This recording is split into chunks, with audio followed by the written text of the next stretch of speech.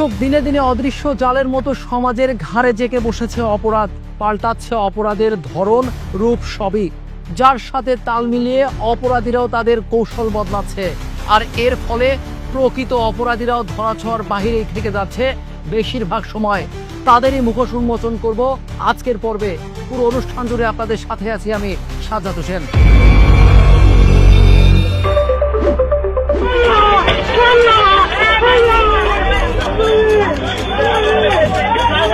শাপলা mention থেকে তারা দৌড়াই এই পর্যন্ত নিয়ে আসছে। চাপাটি হাতে মানুষ, সাধারণ মানুষ সামনে যাইতে পারে। স্যান্ডবাইর করছে, ওই ছেলেটা তো বাঁচার লাগে দৌড় দিচ্ছে। 5 জন ব্যক্তি রান্দাও চাপাতি 2-3টা কূপ দিছে। সাংবাদিক আসাদুজ্জামান তুহিনকে ধারালো দেশীয় অস্ত্র দ্বারা শরীরের বিভিন্ন স্থানে এলোপাথারি কোপ দিয়ে মৃত্যু নিশ্চিত করে। দর্শক, গাজীপুরের বহুল আলোচিত সাংবাদিক আসাদুজ্জামান তুহিন হত্যাকাণ্ড যেন রহস্যের ঘন কুয়াশায় মোড়া এক ভয়াবহ অধ্যায়। প্রকাশ্যে রাস্তায় অসংখ্য মানুষের সামনে এক সাংবাদিককে কুপিয়ে হত্যা, আর এখনো নেপথ্যের আসল চিত্র অজানা। কার স্বার্থে তৈরি হলো এই ভয়ঙ্কর পরিকল্পনা? কার ইঙ্গিতেই চালানো হলো একের পর এক ধারালো অস্ত্রের আঘাত? তদন্ত চলছে, কিন্তু সময় যত গড়াচ্ছে প্রশ্ন তত বাড়ছে। তুহিন হত্যার আসল কারণ কি?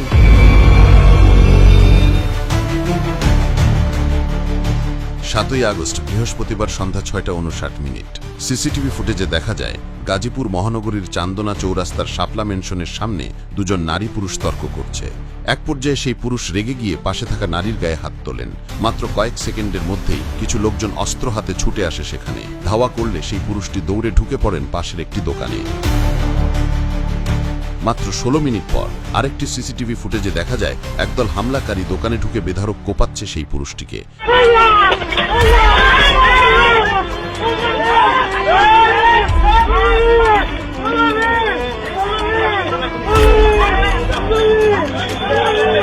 এর মাত্র 40 মিনিট পর সেই চান্দনা চৌরাস্তার মসজিদ মার্কেটের সামনে ঘটে যায় সবচেয়ে ভয়াবহ ঘটনা। প্রকাশ্য রাস্তায় অসংখ্য মানুষের সামনে সাংবাদিক আসাদুজ্জামান তুহিনকে নির্মমভাবে কুপিয়ে হত্যা করা হয়। সোশ্যাল মিডিয়ায় মুহূর্তেই ভাইরাল হয় তুহিনের রক্তাক্ত নিথর ছবি। পুলিশ বলছে এটা হানি ট্র্যাপ, আর প্রত্যক্ষদর্শী বলছে তুহিন নারী পুরুষের সেই ঘটনার সময় সেখানে ছিলই না। গোলাপী নামে একটি মহিলাকে দিয়ে হানি ট্র্যাপ করা হয়। বাদশা নামে এক ভদ্রলোককে। গোলাপি বা কি কোনো নামে এরকম মেয়ে আমরা চিনি না, আর তুহিনও চিনে না, এটার সাথে কোনো যোগসূত্র নেই। অন্যদিকে তুহিনের স্ত্রীর বক্তব্যে ষড়যন্ত্রের কথা খুবই স্পষ্ট। এই দুইটা মাসুম বাচ্চা নিয়ে মারছে, ওরা পূর্ব পরিকল্পনা করে মারছে, ওকে প্রস্তুতি নিয়ে আসলো, ওরা পূর্ব প্রস্তুতি নিয়ে মারছে। আবার সামাজিক মাধ্যমে হত্যাকারীদের নিয়ে চলছে রাজনৈতিকরণের চেষ্টা। নেপথ্যের আসল চিত্র উন্মোচন করতে হলে জানতে হবে তুহিনের হত্যার পেছনে কি শুধু ব্যক্তিগত শত্রুতা ছিল, নাকি ছিল কোনো বড় চক্রের হিসাব।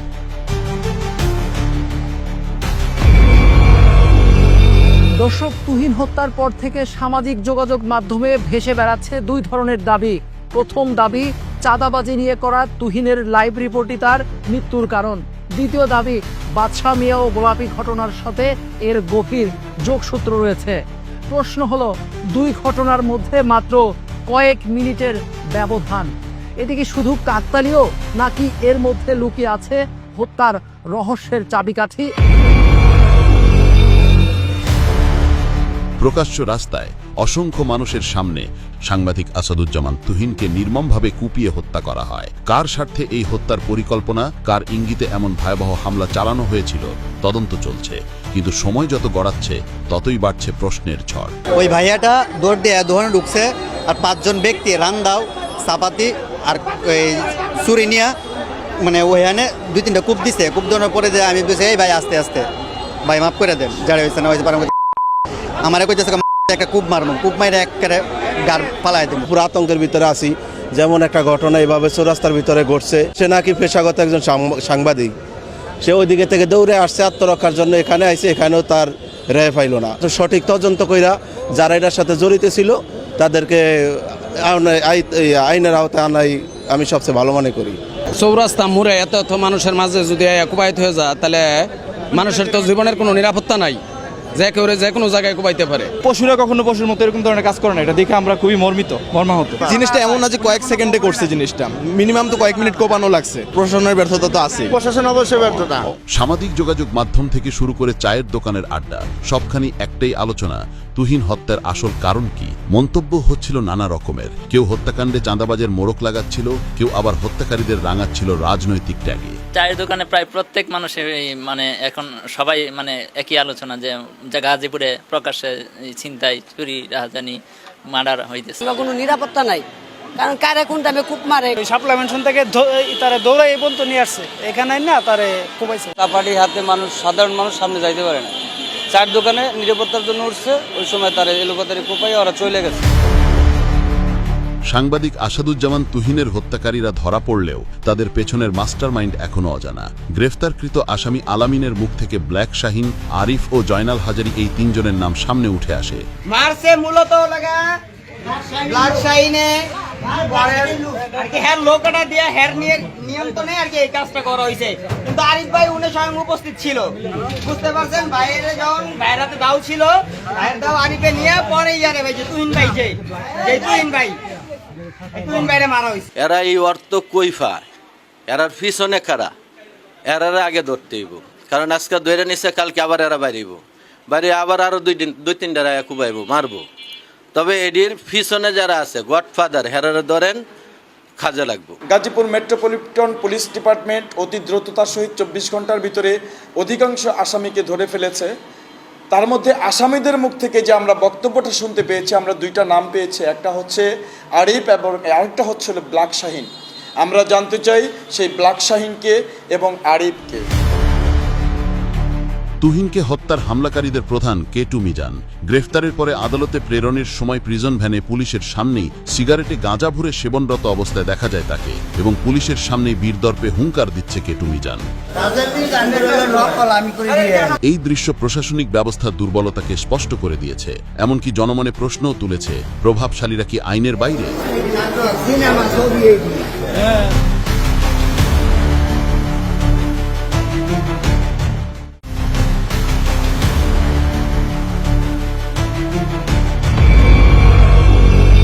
দর্শক, একজন প্রত্যক্ষদর্শীর বক্তব্য সিসি ফুটেজের সময় যদি না মেলে, তাহলে এর মানে হয় দুটো জিনিসের একটাই হতে পারে। এক, বক্তব্য ভুল বা অসম্পূর্ণ। দুই, এটি ইচ্ছাকৃতভাবে পরিবর্তন করা হয়েছে। আমাদের তদন্ত বলছে তুহিন হত্যার দিন রাতের ঘটনাগুলো একেবারেই সরল রেখায় ঘটেনি, বরং এর পেছনে ছিল পরিকল্পিত এক জটিল খেলা। প্রকাশ্য কুপিয়ে হত্যা করা হয় সাংবাদিক আসাদুজ্জামান তুহিনকে। হত্যাকাণ্ডের পর একটি সিসিটিভি ফুটেজ থেকে হত্যাকারীদের পালিয়ে যাওয়ার দৃশ্য মেলে। সময় তখন ঠিক 7:51। আমাদের অনুসন্ধানে জানা যায়, 7ই আগস্টে চান্দনা চৌরাস্তার শাপলা মেনশনের সামনে তর্ক বিতর্কের সেই নারীর নাম গোলাপী, আর অস্ত্রের ভয়ে পালানো সেই পুরুষের নাম বাদশা মিয়া। বাদশা গোলাপীর এই ঘটনার সাথে তুহিন হত্যার যোগসূত্র খুঁজে অনুসন্ধানী সদস্যরা। দুর্বৃত্তদের হাতে গুরুতর আহত বাদশা মিয়া জানান, সিসিটিভিতে দেখা সেই হাতাহাতির কারণ গোলাপী নামে সেই মেয়েটি তার পকেটে থাকা 30,000 টাকা নিয়ে নেয়, যার ফলে তিনি সেই মেয়েটির গায়ে হাত তোলেন। এরপরই সেই সশস্ত্র সন্ত্রাসী গ্রুপ তার উপর হামলা করে। টাকা তুলেছেন আমার পকেট থেকে জানি স্যার। ওরা মেয়ে টিম মানে দৌড়াইলে সন্ধ্যে ওদের কিছু পরে দৌড়াইলে এলে পরে আনারো করান ওই মেয়েরা ধাক্কা মারছি। প্রশাসনের দাবি, বাদশা ও গোলাপীর ঘটনা ছিল স্রেফ হানি ট্র্যাপ, আর তাদের তর্ক বিতর্কের ভিডিও ধারণ করতে গিয়েই হত্যাকাণ্ডের শিকার হয়েছেন সাংবাদিক আসাদুজ্জামান তুহিন। যখন বাদশা বুঝে যায় যে তাকে হানি ট্র্যাপ করা হচ্ছে, তখন বাদশা গোলাপীর সাথে দ্বন্দ্বে জড়ায় যায়। যখন গোলাপীকে 2টি ঘুষি দেওয়ার দিল, এর মধ্যে পিছন থেকে আগে থেকে উৎপেতে থাকা গোলাপীর যে সহচর আরো 6-7 জন চাপাতি হাতে এই বাদশাকে পিছন থেকে কূপ দিতে থাকে। এই ভিডিওটি ধারণ করছিল মরহুম সাংবাদিক আসাদুজ্জামান তুহিন। উক্ত ঘটনার ভিডিও চিত্র সাংবাদিক আসাদুজ্জামান তুহিন মোবাইল ফোনে ধারণ করার সময় জনক রুহুল আমিন এর চায়ের দোকানের সামনে ভিকটিম সাংবাদিক আসাদুজ্জামান তুহিনকে ধারালো দেশীয় অস্ত্রশস্ত্র দ্বারা শরীরের বিভিন্ন স্থানে এলোপাথারি কোপ দিয়ে মৃত্যু নিশ্চিত করে। গোলাপি বা কি কোনো নামে এরকম মেয়ে আমরা চিনি না, আর তুহিনও চিনে না। নিজেকে এই হত্যাকাণ্ডের প্রত্যক্ষদর্শী দাবি করছেন সাংবাদিক শামীম। তিনি জানান গোলাপি ও বাদশার ঘটনা সম্পর্কে কিছু জানতো না সাংবাদিক তুহিন। ঘটনার সময় তুহিন তার সাথেই ছিলেন। সন্ধ্যা 7:20 আমারে ফোন করে, ফোন দেয় যে শামীম ভাই কই। সন্ধ্যা 7:20। হ্যাঁ, তখন আমি বললাম যে আমি অফিসে আছি। তুমি কোথায়?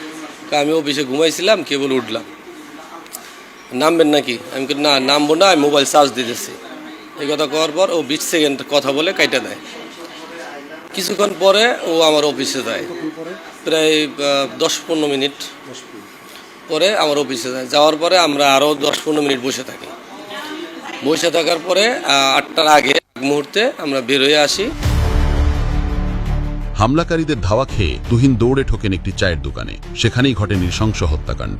শামীম আরও জানান, হামলার ঘটনা দেখে সে দৌড়ে যান ট্রাফিকের পুলিশ বক্সে, কিন্তু সেখানে কোনো পুলিশ ছিল না, এমনকি ব্রিজের নিচে ছিল না থানা পুলিশের কোনো গাড়ি। পরে সে হামলার বিষয়টি বাসন থানার ওসিকে জানায়। তুহিন ওই রুহুলের চায়ের দোকানের ভিতরে তারে এলোপাতারিভাবে কুপাচ্ছে 4-5 জনে। মানিককে কইলাম, মানিক লোকজন তাড়াতাড়ি যা, তাই কুপাচ্ছে। আমি পুলিশের কাছে গেলাম, বক্সের মধ্যে বক্সে কেউ নাই। ওখান থেকে আমি আইয়া তুহিন আইতে আইয়া দেখি যে নাই, ওরা সবাই চলে গেছে, তুহিন পড়ে আছে। যখন আমি ওসিকে ফোন করছি। সাংবাদিক শামীমের দেয়া বিবরণ ও সিসিটিভি ফুটেজের তথ্যের কতটুকু মিল রয়েছে সেটা জানা দরকার। সময়রেখার বিশ্লেষণ হচ্ছে সন্ধে 6:58 বাদশা ও গোলাপির তর্ক বিতর্ক। কয়েক সেকেন্ডের মধ্যেই বাদশাকে কোপানোর ঘটনা। সন্ধে 7:11 বাদশাকে আবার কোপানোর ঘটনা। সন্ধে 7:50 মসজিদ মার্কেটের সামনে তুহিনের হত্যাকাণ্ড। সন্ধে 7:51 সিসিটিভিতে হত্যাকারীদের পালিয়ে যাওয়ার দৃশ্য ধরা পড়ে। সন্ধ্যা 7:20 আমারে ফোন করে। অথচ শামীম জানায় সন্ধে 7:20 তুহিন তাকে ফোন করেন। 20 মিনিট পর তুহিন আসেন তার অফিসে। রাত 8টার দিকে তারা চৌরাস্তার দিকে যান। পথে মসজিদ মার্কেটের সামনে হামলাকারীরা টার্গেট পরিবর্তন করে তুহিনকে আক্রমণ করে। কিন্তু সিসিটিভি সময় অনুযায়ী তুহিন হত্যার ঘটনা ঘটে 7:50, অর্থাৎ শামীমের দেওয়ার সময়ের আগেই। সাংবাদিক শামীমের দেয়া তথ্য ও সিসিটিভি ফুটেজের তথ্যের সাথে কোনো মিল নেই। তাহলে কি এটি গভীর ষড়যন্ত্র? একটা বলে ভিডিও করছিল, তারপরে এটার থেকে আর এই সমস্যাটা হয়েছে। একজন সাংবাদিক যখন দেখতেছে যে ভিডিও করলে এটা তো প্রকাশ পাইব, প্রমাণ হিসেবে থাকবো, এই হিসাবে তারা এটা পরিকল্পিত হত্যাকাণ্ড করছে। ঘটনা দিন রে বাবা, মানুষ আমি দেখছি 4-5 জন দূরিয়া যার দাওয়া তলি যায়, আর একজন মানুষে কইছে বাঁচাওয়ারে বাঁচাও। ধরে আসলো, আসার পর মানে একটা চিল্লান মারলো, বাসা করে একটা চিল্লান দিয়ে দোকানের ভিতরে ঢুকে গেল। দোকানের ভিতরে আরো মানে সাথে সাথে আরো ঢুকে গেছে।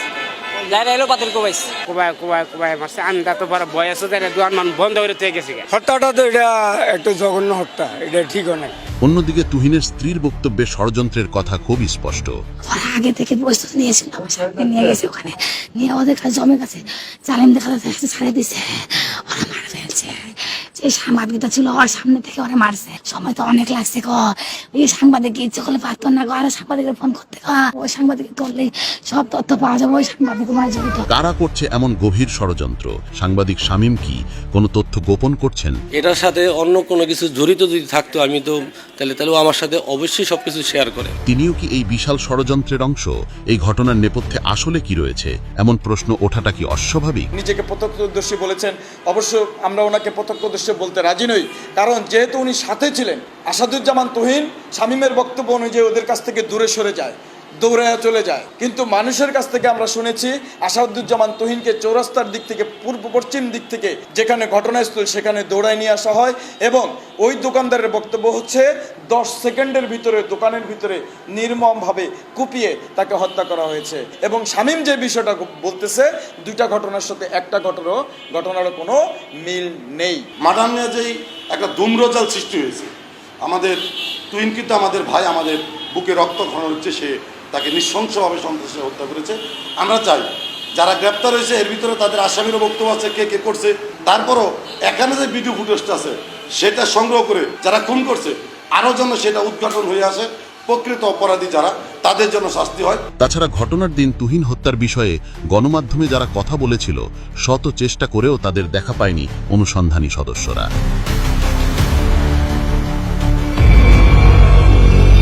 দর্শক, তুহিন হত্যাকাণ্ডের গল্পে আমরা যতই গভীরে যাচ্ছি ততই বেড়ে চলেছে প্রশ্নের সংখ্যা। হত্যাকারীরা ধরা পড়লেও মাস্টার মাইন্ড আজও অজানা। প্রত্যক্ষদর্শীর বয়ান বনাম সিসি ফুটেজের সময় গরমিল, প্রশাসনিক দুর্বলতা আর বাদশা গোলাপির ঘটনায় ছায়া, সব মিলিয়ে এটি শুধু একটি হত্যাকাণ্ড নয়, এটি হয়তো বৃহত্তর অপরাধী নেটওয়ার্কের একটি ছোট্ট অংশ। প্রশ্ন রয়ে গেল, তুহিনের কলম থামাতে রক্তাক্ত ছুরির আঘাত নাকি অন্য কোনো গোপন সত্য চাপা দিতেই এই হত্যাকাণ্ড? আমাদের অনুসন্ধান এখানেই শেষ নয়, সত্যের শেষ পাতাটি উল্টানো পর্যন্ত আমরা খুঁজে যাব। আর আপনাদের দেওয়া তথ্য ভিডিওই হতে পারে অপরাধীর মুখোশ উন্মোচনের বড় হাতিয়ার। সবাই ভালো থাকবেন, সুস্থ থাকবেন, আল্লাহ হাফেজ।